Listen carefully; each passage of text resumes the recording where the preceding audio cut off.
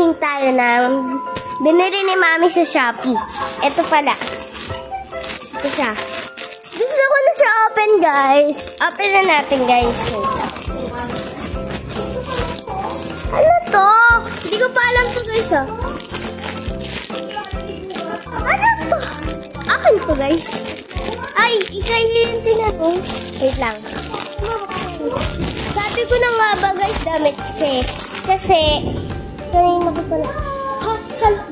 Halata. Ganyan siya, guys. Kaso naman. Oh my God, guys. Ang haba niya. Ayan pa. Ayan, ganito siya ka. Ganyan siya. Ayan, guys, oh. Okay. Sasabihin ko yung size ko, guys. Korean style ba? Guys, ganito siya. Yan, oh. Look. Oh my God. Ang laki niya, guys. Pero, okay lang ito. Ang laki, guys. Mahaba siya. Ganito kahaba. Look. Wait lang. Yan. Diba? Sobrang haba niya.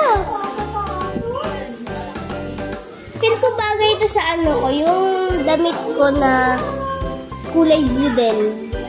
Nasa taas niya. Ito makukuha. Ayan, guys. Sobrang laki. Paano ko ito isusuot? Pero feel ko naman. Lang.